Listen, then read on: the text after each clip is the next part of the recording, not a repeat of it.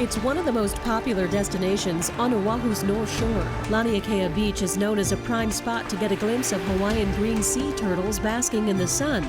But it's also notorious for traffic jams, as beachgoers look for somewhere to park and then dart back and forth across Kamehameha Highway. Talks have been ongoing for years to try and find a solution for frustrated residents. Tonight's live broadcast and live stream of insights on PBS Hawaii start now.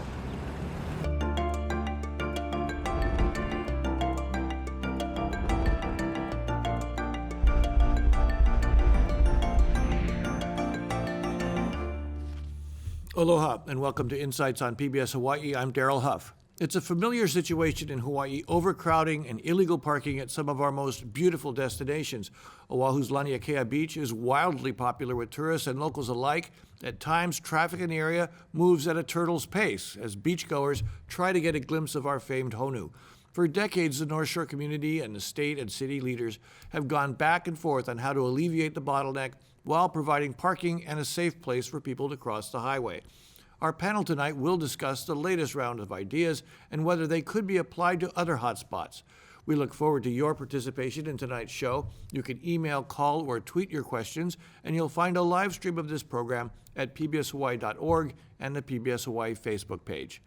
Now to our guests. Ed Sniffen is the Hawaii Department of Transportation's Deputy Director for Highways, overseeing an agency responsible for the effectiveness of our state roadways. He's a civil engineer who earned his degree from Santa Clara University. Laura Thielen is the Director of the Honolulu Department of Parks and Recreation.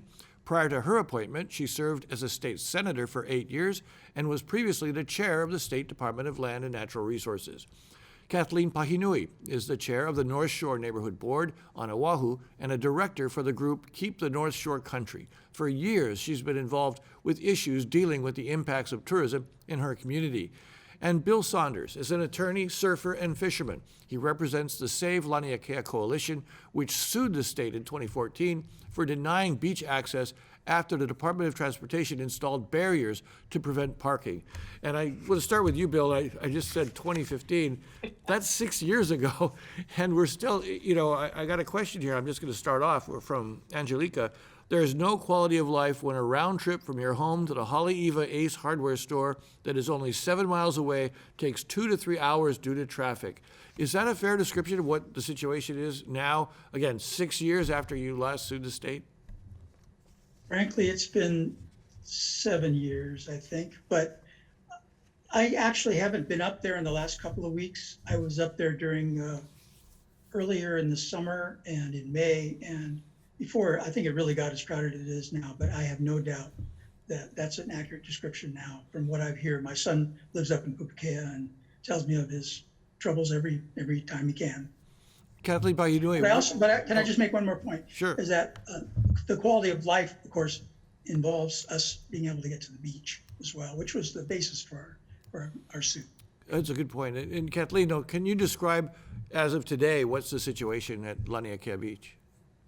Well, a good friend of mine told me today that she was late for her physical therapy appointment because she couldn't get through the traffic. One of our board members, her mom lives on Papailoa Road, which is right just before Laniakea. And she tried 3 times 2 weeks ago on a Saturday and a Sunday to go see her mother, and she could not get through the traffic. It was that bad.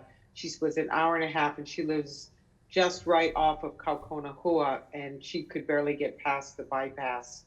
It's been pretty horrible. In fact, people are saying it's much worse than even before in 2019 when we had such high numbers. What makes it worse now? I mean, we've just coming out of the pandemic. We don't have quite as many tourists as we did before. I mean, why would it be worse now? Well, actually, we do have a lot. We are almost at full count of where we were before. I think, Ed, you've seen the numbers. I think we're barely just under 25% below, according to what I read recently, our past numbers. And if people have this pent up need just to move because everyone's been at home for over a year and a half, and Hawaii is perceived as being safe, we have relatively low COVID numbers. People want to go someplace they feel comfortable, they'll feel safe. And the hotels and airlines have been advertising very cheap rates. So it makes a Hawaii vacation very affordable. So they've all been jumping on a plane. I mean, look at Maui right now. They can't even handle the amount of visitors that are coming in. And unfortunately, due to social media, Laniakea has exploded in the last 10 years. I remember when the only thing you had to worry about was a surfer crossing Kamehameha Highway. And on a Saturday, maybe 10 surfers crossing Kamehameha Highway.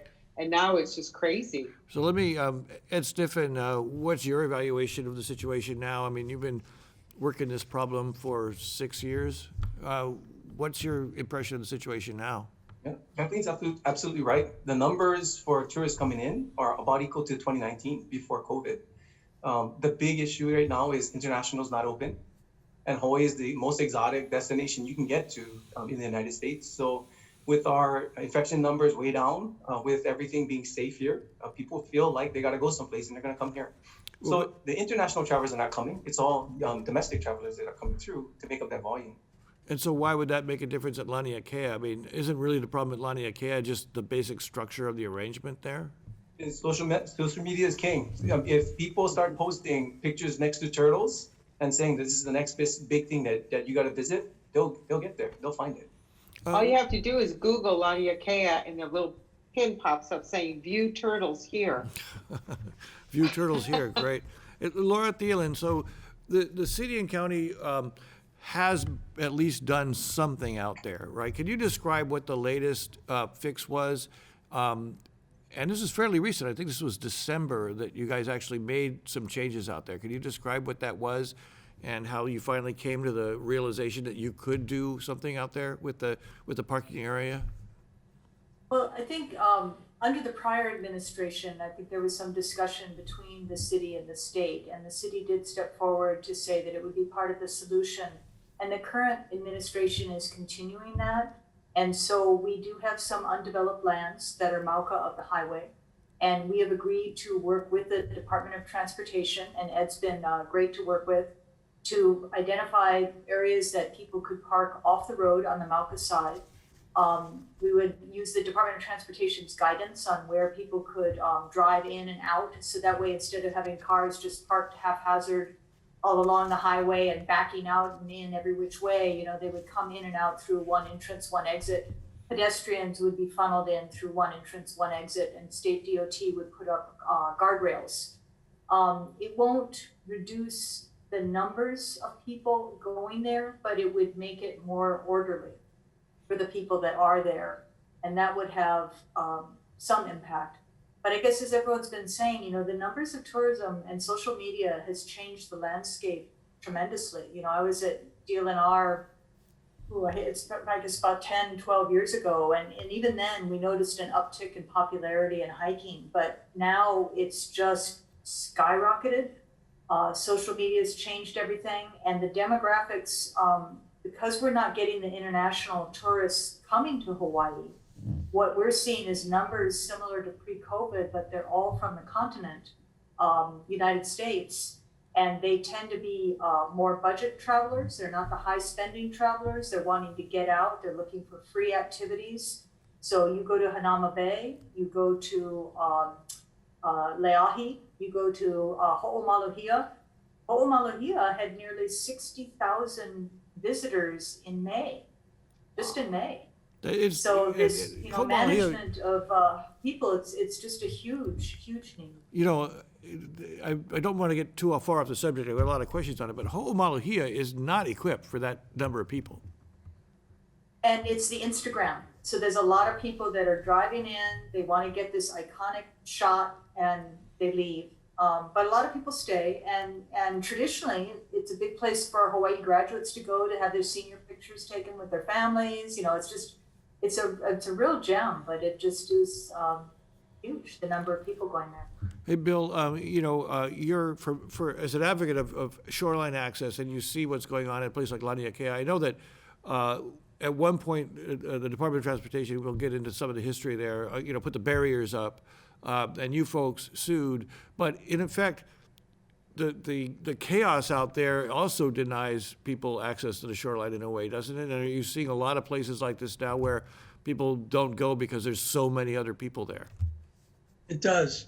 And that's why initially, back in 2015, when Judge Chang entered the injunction and asked the state to remove the barriers, before they were even removed, we offered to enter into a settlement which was almost identical to the solution we're pursuing today. We've always wanted to have some barriers there, but we've always asked that they be arranged in such a way that people could come in and come out and park behind them on the city land, which is controlled by the park department.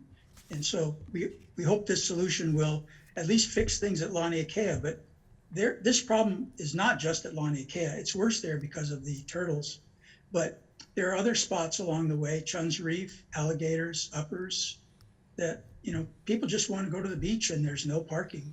And the city actually has a lot of undeveloped parkland that could be used for parking, but I guess budgetary, and certainly now that COVID has hit us in the pocketbook, that's going to be harder, but there is land available to do similar to what we're doing here, is make a more undeveloped type of parking area for people, at least get them off the highway. The problem still is, though, that most of those are on the Mauka side of the highway. Let me show some pictures. I think we could get these up of the current situation at Laniakea, and I think I can show viewers what we're talking about when we talk about what the city has already done. It's going to take a few frames of video. As you can see, this is from the Makai side, obviously traffic going very slowly through there. And then here's people darting across, going right between the traffic. This video was just shot last week. Now that's the wider shoulder area that we have now because the city managed to move the fence that was on the Makai side back, I don't know, like 20 or 30 feet. So there's now room to maneuver vehicles like this on that side. But part of the deal at Sniffen was that the DOT was going to contribute some sort of traffic control barriers to, control how cars came in and left, and also give some pedestrian crossing areas. What happened to that part of the plan? It's been 6 or 7 months now, I know, since the city did this. Ed? Sorry, I didn't hear the question. Oh, sorry. It was a really long question. But how come you guys haven't put up the barriers to control the way the cars go in, and you haven't put any crosswalks there? It's one of the questions I got. I've been advocating for a crosswalk to be installed for years. Short-term solution, another term would be to channel the tourists under the bridge, did a lifeguard stand. Why haven't you folks done that? That's from Jerry and Haleiwa. Well, first, the under the bridge thing. We're not going to put anybody in an area where it gets inundated. That's not going to happen. So we never even considered any underpasses in areas that could be inundated. For the crosswalk and for discussions that portion there, if we put a crosswalk out there with everybody parking all over the place, nobody's going to use it. And if there's no enforcement out there, there's no reason for it. Especially if you look at the shoulders that are out there, there's no place to drop that crosswalk in a lot of portions. They're going into bushes in some areas or drop-offs in rocky portions out there. So it's got to be a plan. It's got to be designed. Based on the agreement, the city took the lead on designing out the solution for the parking on the Makai side because I don't support it. I will not support parking on the Makai side because from my perspective, the best way to do it, the best solution out there is to make sure we limit the number of people walking across the highway. So the city is going to set up the parking structure. We're going to work with them to get the ingress and egress and look for the best spots to put channelize those pedestrians through. For us, we're moving forward on the realignment. That's the focus that we have. Okay, let me just get to be a little more specific. So what's the reason that right now, even though it's been 6 months since the city gave you that additional space, that there aren't barriers along the highway to channel the pedestrians and channel the vehicles? Is that something that just didn't pencil out or didn't prove feasible, or why isn't that out there now? The city's designing that concept right now. Based on the agreement that we have with the courts and with those that brought suit, the city took the lead in developing that project on their lands. The state is just here to make sure that we consult with them, we find the best solutions with them, and we help them on the highway side. After the solutions are brought up, we'll go forward and put the guardrails in place that can channelize those that are driving in that area and the pedestrians, and make sure we channelize them towards a parking or a crosswalk. Okay, so Laura, he's tossed the hot potato back to you here. So, I mean, is the city, lagging in getting those designs to the state? I mean, you've got a situation out there where people are at some risk. So we are working on that. There is an elevation change in that area and so our engineers have just forwarded me a plan. We're going to be sharing that with Department of Transportation. I'm going out there tomorrow to take a look at it myself with the staff for the area. If that's something that looks like it works out, the Department of Transportation can pencil for us, where the guardrails will go, the ingress egress. And if that's a go, then we would go ahead and do that. We're not going to be putting paving out there. We don't want to add to the runoff problems by adding impervious surface. So we're looking at an unimproved parking area. Maybe some gravel and some minor things like that. That's just going to help people keep their footing and clearing the area there. But we don't want to add to the runoff and create a worse problem in the region. So it's not going to be anything fancy, but it would be, workable. If I may, I wanted to make sure that Laura, sorry, and I wasn't trying to push the blame off on the city or anything like that. I should say that this is not, it's not just that simple as just throwing a bunch of gravel out there and letting people park. The city has to take a look at it to make sure that area is safe for people to drive into and walk in. Safe to make sure that we coordinate on the ingress and egress so that it's safe to enter and exit the highway. So those things are going on right now. I'm understanding. And Daryl, let me just also say the thing that the Department of Transportation has been good to work with, because our engineers, we don't know the ingress egress safety for a highway. So it has been the two agencies working, or the three agencies actually, the city design and construction, as well as parks folks working with DOT. And as Ed said, we have to have a safe area for people to park if we are going to be part of the solution. We don't want people, tripping and falling and, having problems. So we're having to deal with the elevation and where could we actually site cars in that area where they would fit, to meet the need. And I guess that is going to raise the problem is, how do we deal with the volumes of the crowds coming in, and people tend to park where they want to park. Yeah, let me just to clarify for viewers. So when you talk about elevations, you're talking about where the land drops for a little bit, like next to the shoulder. Maybe it's not level. So if you put a barrier right here, just arbitrarily, you might put people's cars right in a place where they're going to dig a deeper gully, or they might lose control.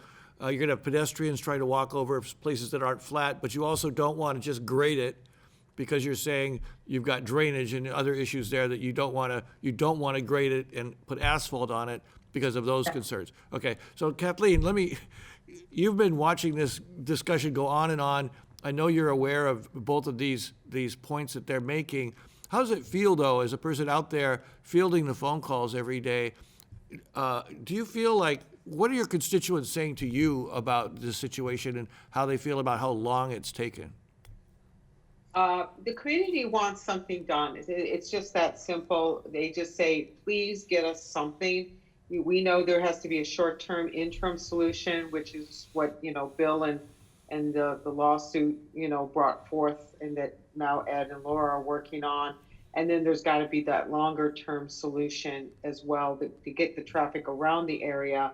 So basically it frees up that for people who really want to go there, and of course, just residents. Kind of a bypass, essentially.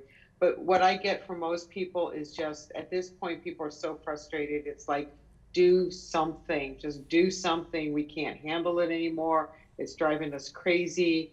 As you've heard from both Ed and Bill tonight, there's lots of different ideas and solutions out there. Some are better than others. They all have their pros and cons. Panos Parvadoris, several years ago, did a really good charrette of sorts of all the different options that could be done over in that area, and listed all the pros and cons. And so that's been really helpful to have that kind of in a document, because it allows us then, to be able to say, oh yeah, well, this will work for this reason or not so much. But at this point, everyone's just saying, please give us something, give us relief. It's driving us crazy. Bill Saunders, as the attorney who managed to successfully push this into the courts, what is the legal environment around a place like this? I mean, it's got a lot of complex law that's applied, and obviously the judge tried to form a solution. I think it was in July of last year. When did you get the judge's order that essentially said you guys got to work this out and you have to provide access to the shoreline? When did that happen? And what was the argument that you used to ensure that that happened? Well, the first time that the court actually ruled on a motion that said remove the barriers that were put in was in 2015. And that was Judge Gary Chang. It was in the summer. So they were removed. We had some initial settlement discussions about doing this particular proposal we're working on now. But the reason that the judge ruled that way is that there's Hawaii laws, the Coastal Zone Management Act, Chapter 205A, which tells all the agencies of the state, and it's binding on them as well as those of the city, that you've got to provide recreational opportunities along the coastline. And you can't take them away unless you do it for extremely good reason. And if you do, you've got to mitigate it. And the rights of the Hawaiian people, when I say Hawaiian people, I should say Hawaiian residents, because I'm not a Hawaiian people, but the rights of residents to use those facilities and those resources are ingrained in the law. There's portions of the state constitution that say, you're entitled to a clean environment. There are longstanding laws about beach access. And so when those barriers went up, everybody lost their ability to park there, approximately 50 cars, and had to park in more dangerous areas along the highway. But I think the judge was particularly moved by the fact that the barriers actually cut off the city property that had been condemned for a park back around 2006.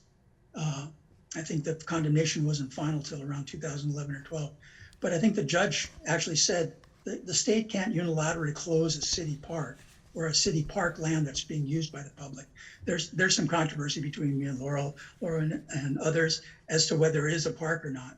We believe it's a park, even if it's not developed based on what the city ordinance says. But the judge agreed with the principle that park land that's being used cannot arbitrarily be closed off, thereby cutting off the public's access. Let me ask, Ed Stiffen, so you mentioned earlier that you just don't want people parking over there, and your guys did come up with, was it your, sorry, it's been so long, was it your administration that actually put the barriers down? To describe these barriers, they were essentially along the Mauka side of the roadway so that there was no way to get to that impromptu parking area, right?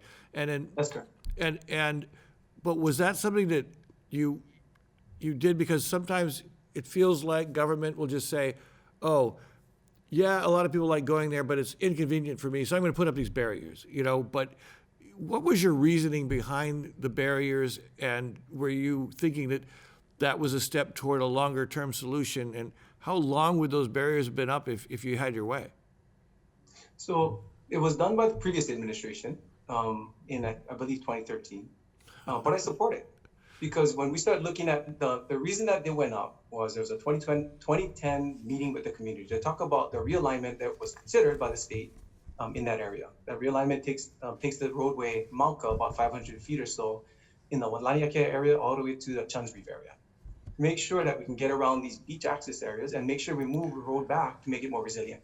So the barriers are that everybody said we want to make sure that we work towards this realignment, but we got to do something right away. Traffic is too bad. There's a bunch of issues that are out there right now. Can we try something? So yeah, we tried the barriers. The previous administration put the barriers in place, and when we came in, we supported it because the feedback we got from the community is what used to take me 45 minutes to get through makes me 2 now. I don't have to worry about hitting people that are walking across the street. So overall perspective, I'd rather not have people walking from the Mauka side to the Makai. Okay, so I really got to we've got a lot of questions, and I've got to plow through a lot of them because I want to respect our viewers who are asking many questions. We have a question from Miles who said, can the current highway be used for parking and build a new road more Mauka? I think that's exactly what DOT is saying. Can I ask the other panelists, does everyone agree that ultimately that's the solution here? You can just give me a yes or no. Does everybody agree that ultimately the highway's got to be moved and that's the big solution, and then put the parking and so on the Makai side with some sort of developed park? Laura Thielen, let me ask, is that ultimately the vision that the county shares? Yeah, I think it's not an optimal solution to have a beach park Mauka of a highway. Um, and the highway also is in many places going out along that side of the coast at risk of falling into the ocean. So I think the ultimate solution in a lot of these places is move the highway inland. And perhaps we can, at least for some time, have some additional beach park access on the beach side. The challenge is going to be it's really difficult to do any type of building in beach park area because it tends to be the special management area, the shoreline setbacks and things like that. And given how long it takes to build and how expensive it is. So one of the things that I'm kind of charging our department to take a look at and the city to take a look at is there a certain type of innovative design we can do that's not the kind of permanent concrete structure that can be, moved as we have erosion, that, there's, I don't know, there's just different types of facilities that are available that are more off-grid, more contemporary, a little bit faster to put in place. But I just think, given sea change and everything else, that if those events happen, what we see go into place on the Makai side is not going to look like the traditional beach parks that we have in place now. Let me, Ed Stiffen, given what we're hearing, what's the realistic timeline now for realigning that road? And would it be also realistic just to move that portion or make a bypass for that spot while you work on realigning the rest of the highway? Because I understand realignment is a lot of highway, right? Exactly. So if we look at the original alignment we're considering from Laniakea to Chans, we're looking at a 500-foot separation between the existing road and going up Mauka to the new one. That project timeline, realistic, 15 years. 75 million, 15 years because of environmental clearances, especially because of archaeological and historic cultural sites that are out there. So what we did was adjust to a smaller realignment just in the Laniakea area that'll move the highway 50 feet. That's it. And that 50 feet will allow more parking on the Makai side and get out of this mess for now, especially to give us a little more time for our roadway to be more resilient. It's probably gonna give us another 40 years before erosion starts hitting that highway.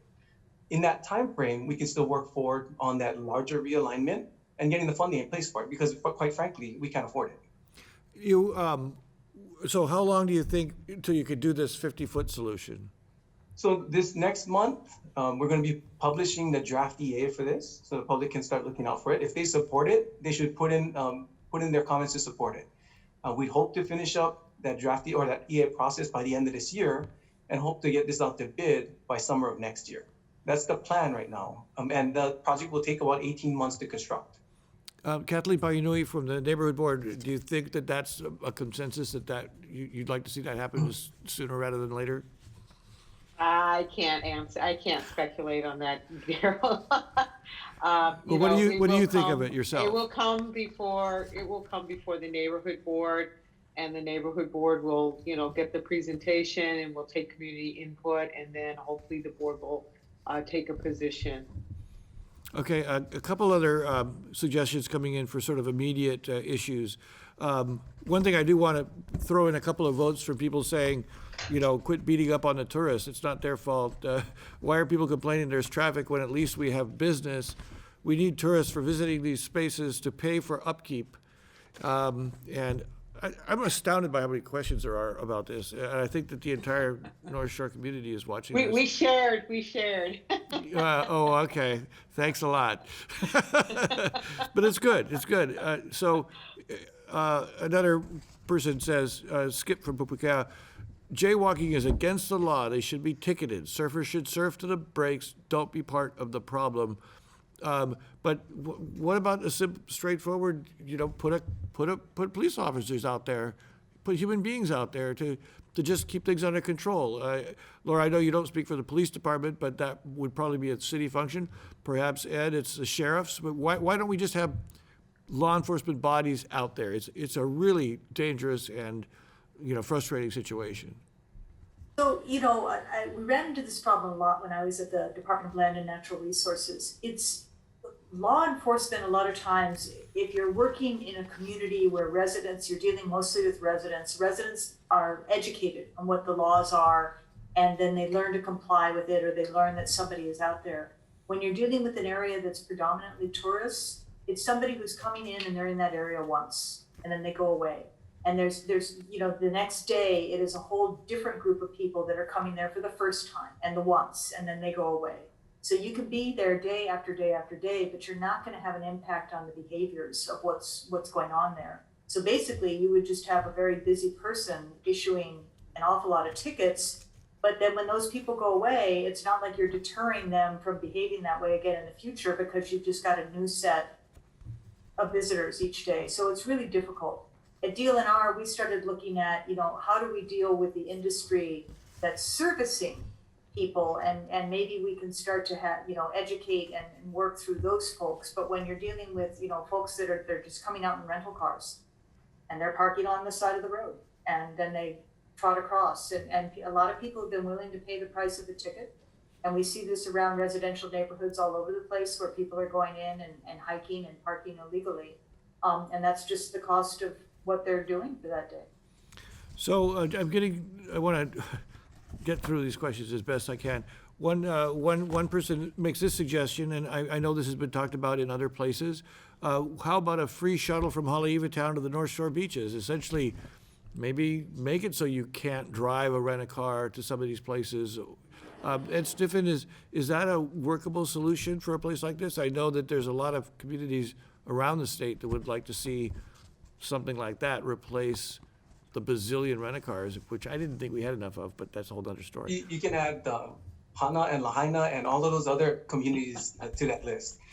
The biggest problem is we have public roadways, and those public roadways, by their definition, are open to everybody. So I cannot restrict that access unless there's an emergency situation to anybody.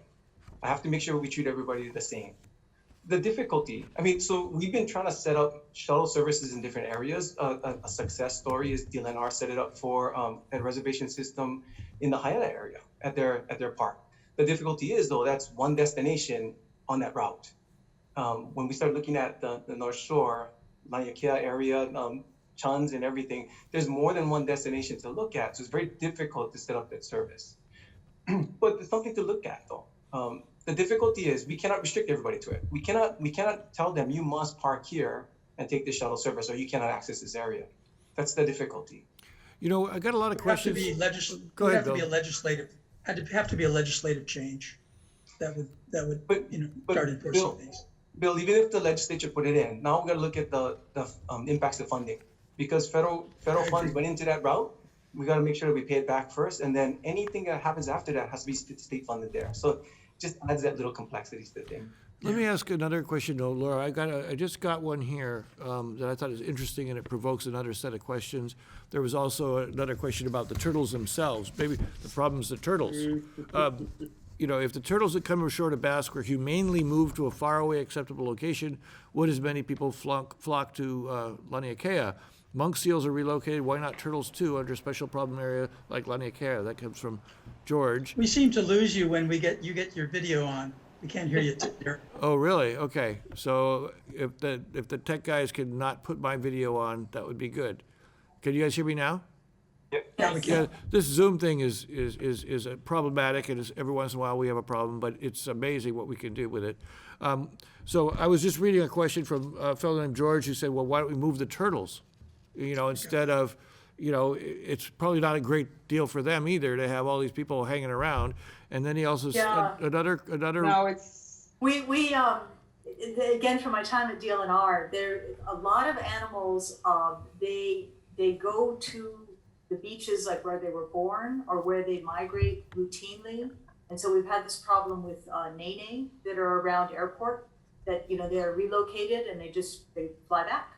The turtles, they'll swim back. The monk seals, they'll go to certain beaches, over and over again.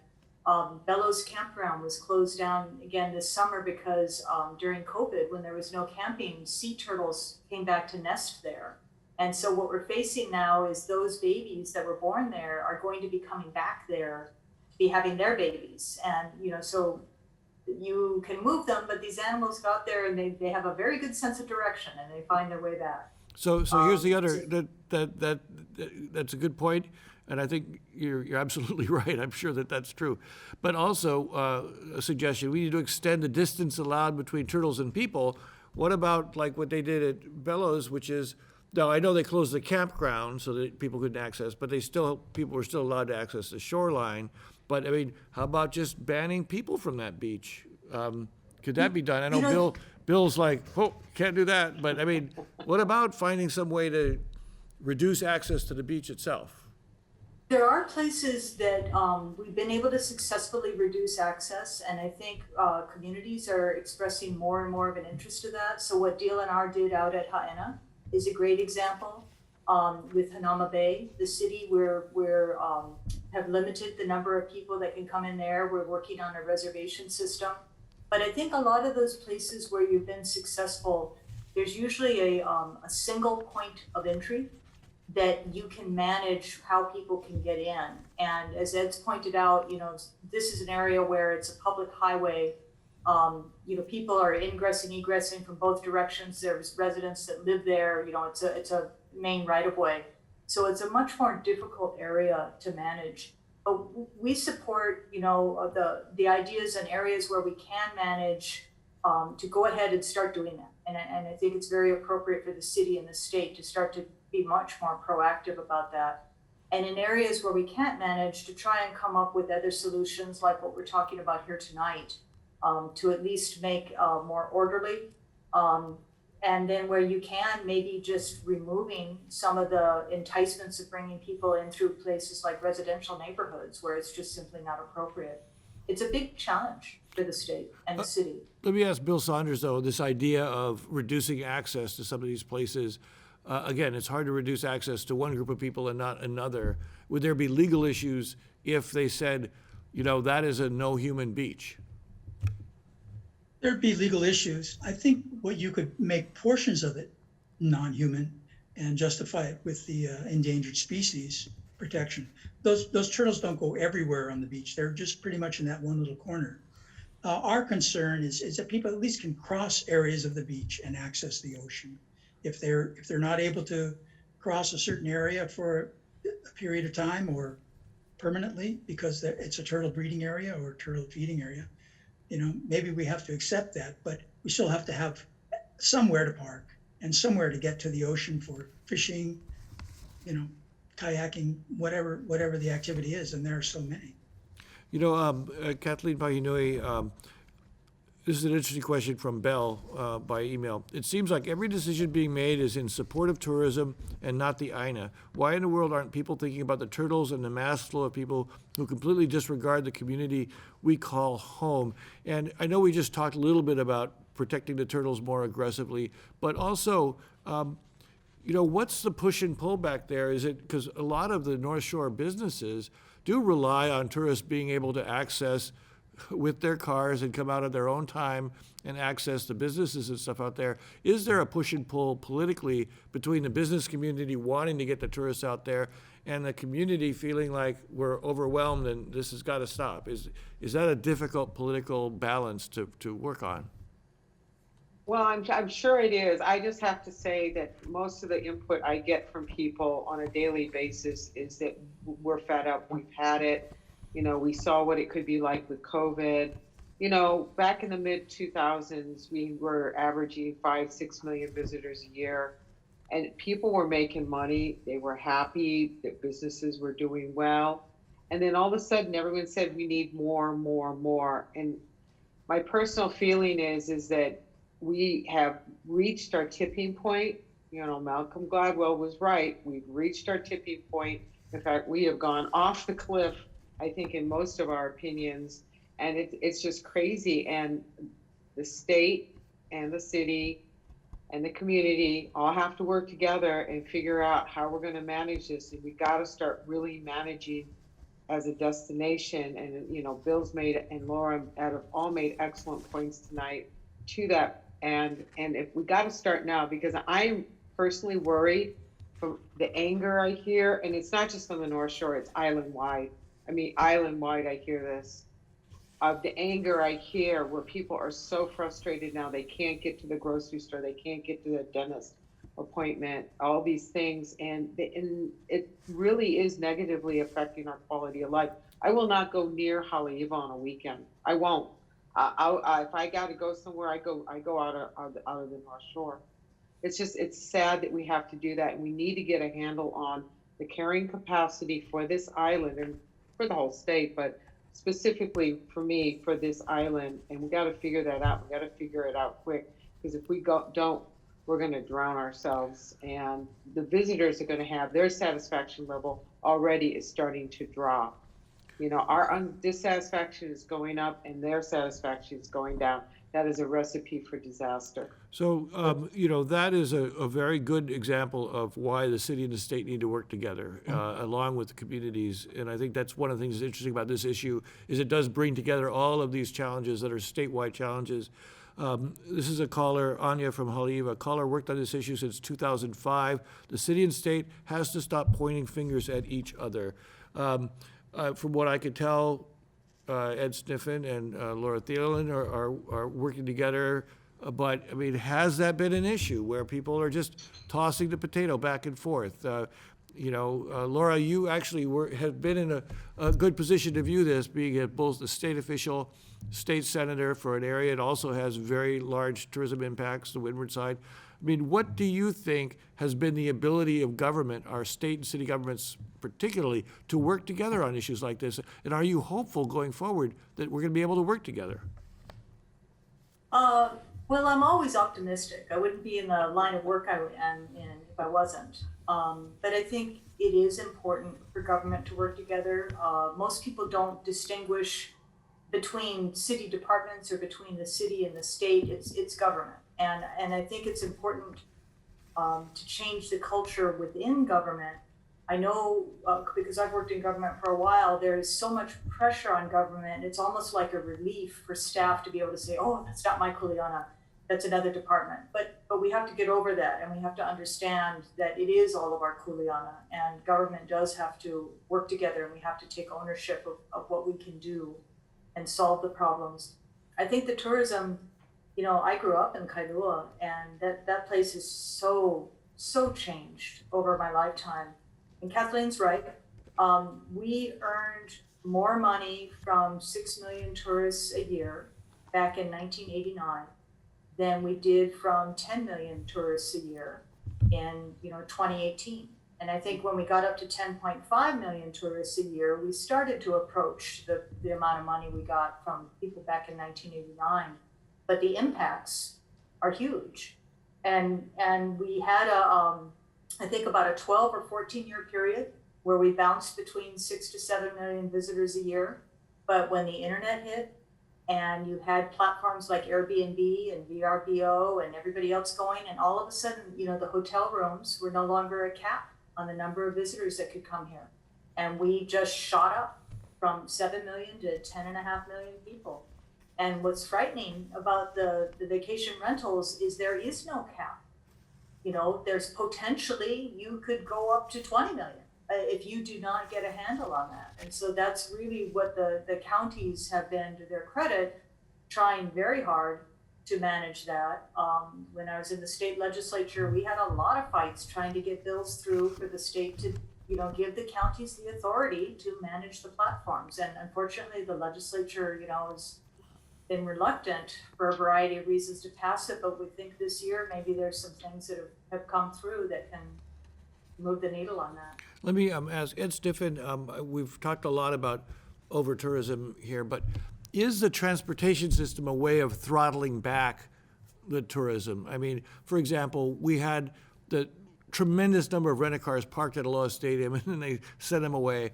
Now there's supposedly a shortage of rent-a-cars, but it doesn't feel that way in a lot of places. Could you just simply say, we're not going to let you permit more than X number of rent-a-cars, or we're not going to let you have this many parking spaces for your hotels? Or are there things that can be done in a transportation infrastructure or regulation to actually control the number of tourists that are out driving around in individual vehicles? We don't have those levers on the transportation side. And we do have them on the government side, though. So what Laura and Kathleen were talking about was absolutely right. Hotels are the limiter. Accommodations were the limiter. Now that those are no longer the limiter for the tourists that are coming in, now it could be increased to an infinite level. So really, we got to start cracking down on those illegal vacation rentals first. Our Department of Taxation is very aggressive right now, going after those that look like illegal rentals to make sure we can throttle back on that. On the transportation side, whether you're a tourist, a resident, old or young, it doesn't matter to us. We got to accommodate everybody that's on the system, and we got to find ways to try and do it. Well, like for example, the state legislature increased the rental car tax to, I think $10 a day, was it this year? From $5. Go ahead. What is it? $8. Up to $8? Yes. Why isn't it 60? So the difficulty on all of that is when legislators are passing bills, and I appreciate the difficulty for them. There's constituencies all over the place to try and see how they can break those ties. There's us asking for additional funding from different efforts. There's the community asking for them to price the tourists out of the market. But then there's also the businesses that are asking them, hey, make sure that we can operate. Everybody talks about how great it was during COVID to have 45% less traffic during that time, to have no tourists here. We had over 30% unemployment. That wasn't great for us. That wasn't a great time for our state, for people who couldn't afford to pay the bills, couldn't afford to pay for their rent. So there's got to be that balance that we play, and that's the difficulty. So to me, attacking those vacation rentals, those illegal rentals first, and taking those steps to enforce are the big way to do it. On the transportation side, the levers we can pull on the legislative side are to increase fees. But the last thing we want to do is increase fees for our own people and make it very difficult for them to live here. You know, I saw Kathleen actually laughing when I asked that question. What was going through your mind when you heard that question? Okay, repeat the question. But I said, well, why not make the fee for a daily rent-a-car $60 instead of $8? Oh, yeah. No, I mean, fees and taxes are a limiter as well as vacation rentals. I know now that the counties will have the ability to do the chat themselves up to 3%. You know, there's that opportunity to ensure that that gets spread across all platforms. But we know also not just the traffic, but for the North Shore too, the vacation rental has been, you know, I live in a very modest community in Waialua, and I know I have vacation rentals here, and I've lived next to 2 vacation rentals, and it was not a pleasant experience.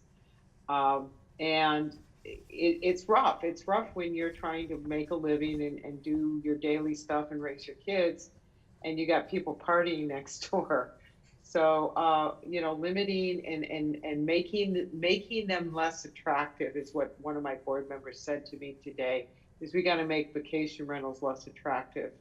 But by the same token, the hotels need to understand, and they need to look at the fact that why are people going to vacation rentals? Well, one case is that you got a big family, you want to make a 2-week family vacation, you got to rent 4 rooms, and they don't give you a break on those 4 rooms. They charge you the same price for each of the rooms. So they need to be more creative in their pricing and how they deal with it too, because that's part of it. Is they're under a model that really isn't working anymore, because people don't want that old hotel model. They want more flexibility, and that's, to be honest with you, is what vacation rentals give them.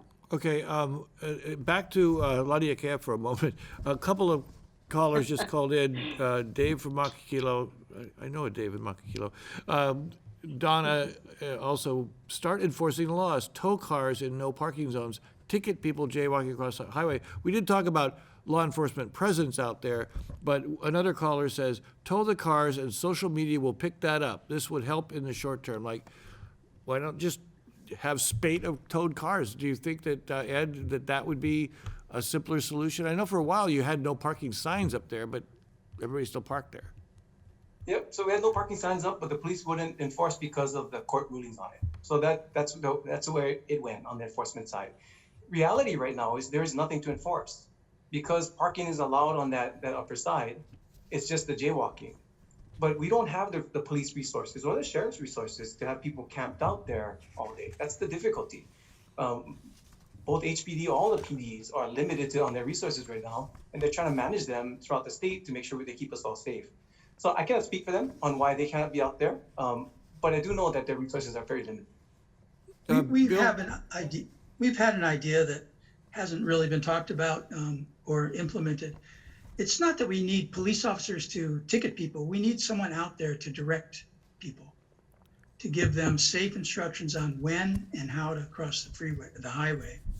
And I don't know how we will pay for that, but it'll certainly be cheaper to pay someone to do that for the next 15 years than it will to, spend millions of dollars on a realignment. I mean, I'm totally in favor of the realignment if it's done properly, but right now we need another solution. And crossing guards, we do it for schools, we do it for other places. If these people are told to cross in one place, they may not do it. But when the barriers are up and we have someone out there to just say, cross here when it's safe, not scatterbrain, like that's the real problem is people just keep crossing haphazardly. No one crosses in an orderly fashion. But if we could do that, it will make things a little better, along with the temporary solution that we're all working on. And we actually meet with a judge next week to give him a status report, and I'll be happy to ask questions and find out a bit about the permitting, because it's not just parks, it's the Department of Planning and Permitting that has to permit some of these issues. Laura, were you trying to chip in there? No. Okay. I think though the message that I would want the community to hear coming out from tonight is, the city has the tentative drawing for the parking area. I'm going to go on out there tomorrow to take a look at it with our staff and double check some things. We will then share it with the Department of Transportation. Ed is committed to help us in identifying where would be the appropriate, ingress, egress, to have a single point of entry and exit for the cars to come out, which should help prevent, once that happens and DOT gets the guardrails up and we get the gravel down for the parking, that should stop the cars from, coming in and out along the entire stretch of the highway. And so that should help create things be more orderly. Many of the people would then walk to that entry point at the guardrail to cross the street. Many will still step over the guardrail and just walk across, because you just see people behave that way. But it should reduce tremendously the problems that we have on that Mauka side.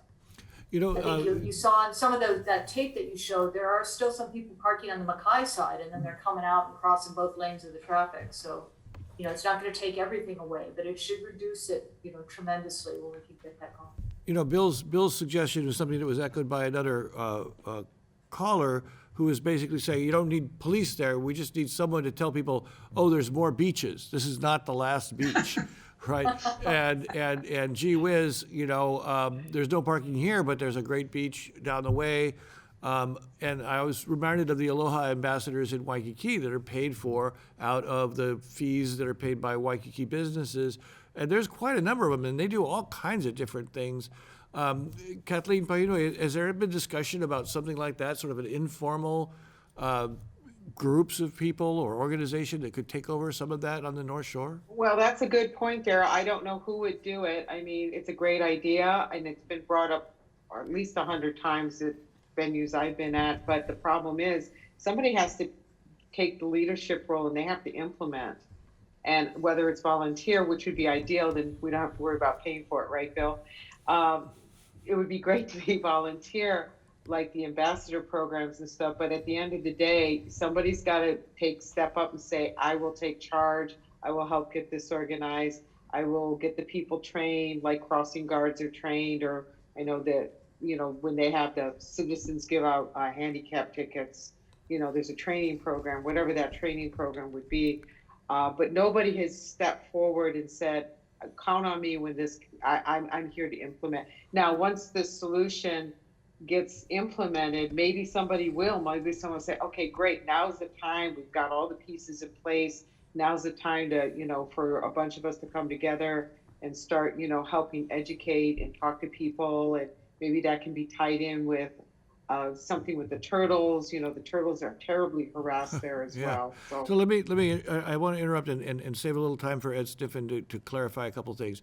So Ed, we're hearing from Cynthia that the drawings are coming, but you're also saying you might move the highway. So just give me a 1, 2, 3. What's going to happen and when is it going to happen? You've only got about a minute to answer the question. The city is going to be putting in their solution. We're going to be assisting them with that. By end of next year, we're going to be moving forward with our project to relocate the highway. And it's not just a Laniakea thing. It's an erosion of the highway thing. It's an inundation of the highway thing. So it's a resilience thing to ensure that we preserve that connectivity in that area. So that'll come next. When that comes, it's going to affect part of the parking lot that the city builds. So it's going to affect that parking in that area during the time that we're constructing. It's going to take 1.5 years for us to build it. And then the big realignment you're saying is at least 15 years. At least. Yeah. At least. With the cost and the difficulties, at least 15 years. Okay, well, thank you very much, all you guys. I got to wrap this up. I got to say this was quite a flashpoint of a program. We had a lot of callers, and I want to thank all of you guys, and I want to thank all our viewers for joining us tonight. And finally, we do thank our guests, Ed Stiffen, Deputy Director for Highways for the State Department of Transportation, Laura Thielen, Director of the Honolulu Department of Parks and Recreation, North Shore Neighborhood Board Chair Kathleen Pahinui, and Attorney Bill Saunders. Next week on Insights, Hawaii is known as a melting pot of cultures, but many in the Micronesian community feel discriminated against. So what can be done to resolve the ethnic tension? Please join us then. I'm Daryl Huff for Insights on PBS Hawaii. Aloha.